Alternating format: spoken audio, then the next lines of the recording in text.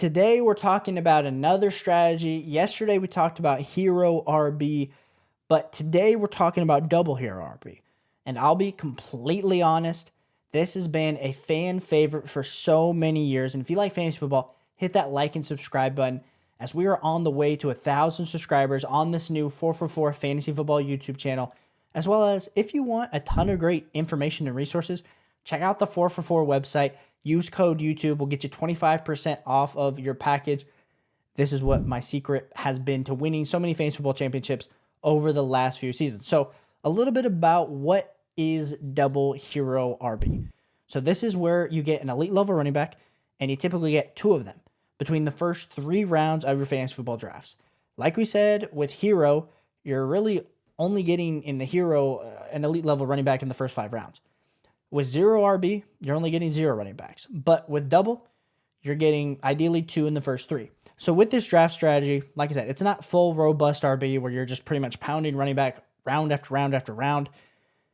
But taking 2 hero running backs in the first 3 rounds, like we said, is really going to help let us get an advantage at that specific running back position. And last year, double hero was an absolute league winner. As we saw the running back points per game, the running back metrics absolutely go sky high.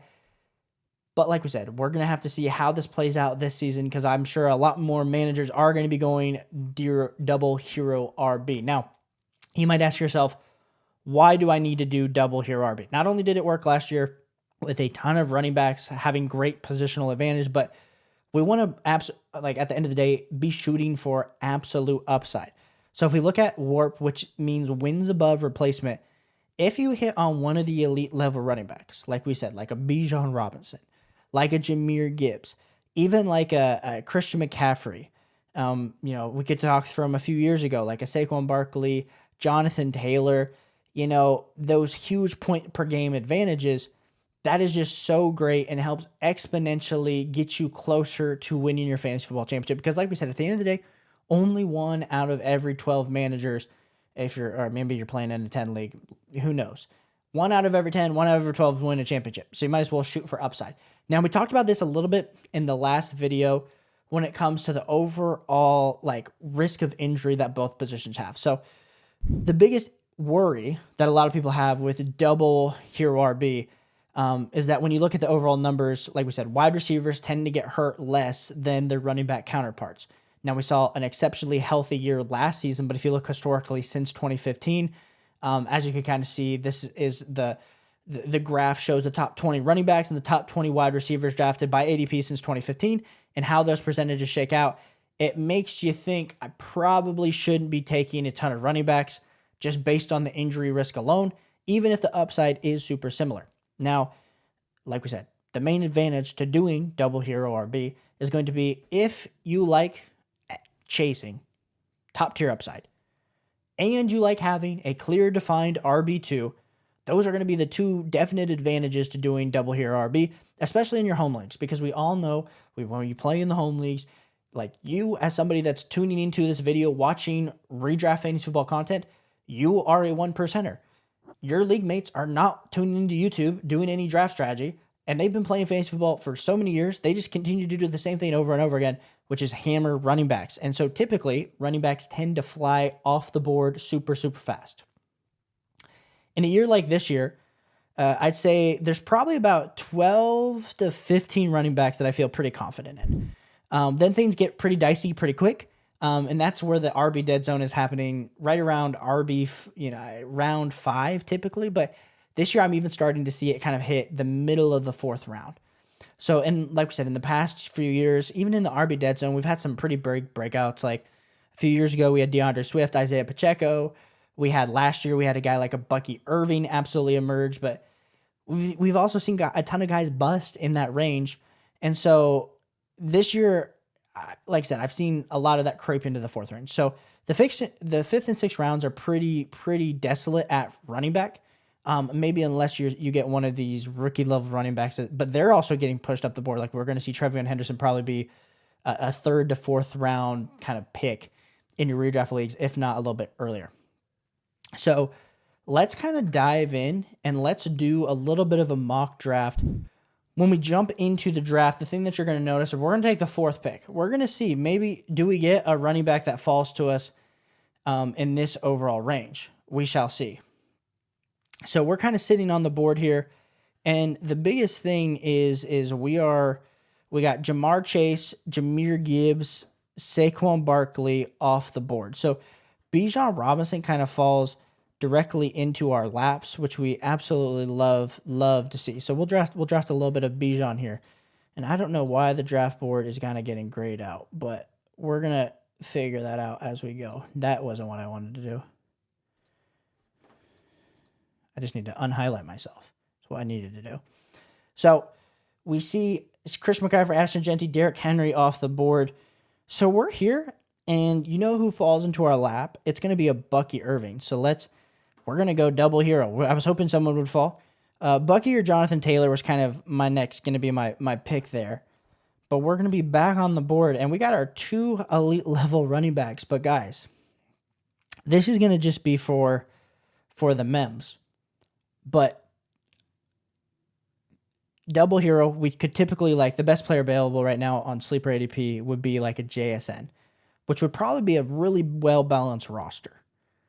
But somebody that I think is probably not going to be available, he's probably going to be like a turn pick, a 2-3 turn pick, is Chase Brown. So we're just going to hammer running back, because I think Chase Brown would, if he would have been the double hero, I would have felt very confident in that too. But we're just going to go triple hero at this point. Like we said, you got to be a little bit fluid in your drafts. You got to be a little bit water. Now, we just need to forget about the running back position and just address a bunch of other positions. We're probably going to have to wait on QB, because this is what happens. We get 3 elite level running backs, and then our wide receiver 1 is going to be DJ Moore, DK Metcalf. Probably should have taken JSN and felt a little bit better about that, but we'll be fine. We'll take DK Metcalf. He'll be our wide receiver 1. Maybe him and Aaron Rodgers can make absolute magic in this kind of position. Quarterback, we're going to continue to wait on, like we said. Can't look at anybody else there. Just going to continue to highlight this. I'm actually a little bit higher on George Pickens than most, so I'll take George Pickens there. A guy like a Ted McMillan probably would have been in consideration, but I'm a little bit more confident in George Pickens putting up a little bit more consistent wide receiver points than Ted McMillan. I think Ted McMillan has a little bit higher of a ceiling, but we'll kind of see. We slide in here, and Travis Hunter, we'll take him. I know we took him in our draft yesterday when we did the single hero RB build, but we'll go with Travis Hunter, and we're just going to keep adding on faces. Rome Odunze, welcome to the squad. So now we have 3 elite level running backs. We have 4 wide receivers that we're feeling, some sort of way about. I only did a 10-round mock draft because I know we could draft. I could give you, but we're also drafting against kind of the CPUs here. So here, do we take an elite level quarterback talent? Like, the difference between a Bo Nix or like even like Kyler Murray, I know he's been down. It was a down year last year, but I do like Kyler there, but there's potential he falls back to us. I think we have to address the wide receiver position, and then we'll get a quarterback and a tight end to kind of round it out. Let's just go with, this is hard. I'm going to go Kyler Murray, and we'll see if Tyler Warren falls to us. Oh, just kidding. Snipe. Colston Loveland, please. Okay. Or David Njoku. David Njoku is probably the smarter play with whoever's throwing him the ball in that Browns offense. But yeah, it was between Colston Loveland and David Njoku. But let's kind of see what wide receiver kind of falls back our way here. Let us see. I would imagine it's probably, Michael Pittman Jr. isn't a bad pick, honestly. I do also like Luther Burden later in drafts. But then kind of if you end up moving my big face out of this and you take a look at the roster, the thing that we're going to see is I feel like it's a really well-balanced roster when it comes to, okay, we got Bijan and Bucky. If we would have gotten JSN, we probably feel a little bit better about our wide receiver core. But honestly, having Chase Brown sliding into a flex, like I said, this was 2 running backs, 2 wide receivers, 2 flex, which is kind of your standard league format. Having Chase Brown slide into your flex as your RB3, you got Travis Hunter, George Pickens, DK Metcalf. Rome on your bench, Michael Pittman Jr. on your bench with Kyler Murray and David Njoku. And maybe if this was a little bit deeper of a league, maybe we wait a little bit longer on quarterback. Could have gotten another wide receiver. Like, double hero is looking better and better, and maybe triple, maybe robust is actually the answer. If I just don't think Chase Brown's a guy that's going to be falling into that middle of the third area, which is where we got him. Understand I was drafting against the CPU, all that good jazz, but I do think there is some value to be had with doing the double hero RB strategy in your 2025 redraft league. So if you have any questions about draft strategy, let me know down below.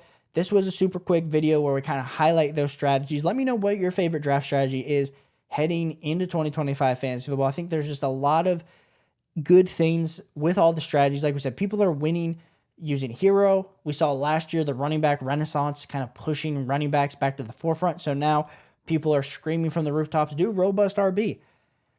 In that draft, when robust fell to us, we take it. I just think my biggest piece of advice as you're kind of learning these strategies, just be a little bit fluid. Like we said, I think a lot of people are just going to say, Caleb, just draft best player available. That's why you took Chase Brown. That's why maybe JSN would have helped the team build a little bit better, but Chase Brown was the best player on the board. Be a little bit fluid. Be like water. That's going to be my recommendation. But that's kind of been my discussion in this video today, talking about double hero RB. So if you like fantasy football, if you like winning, Addison and I are going to be answering all your start sit questions this season, as well as go check out the 4for4 website. We are actually giving 25% off if you use our code YouTube. I've been using this the last few years, helps me win my fantasy football leagues each and every year.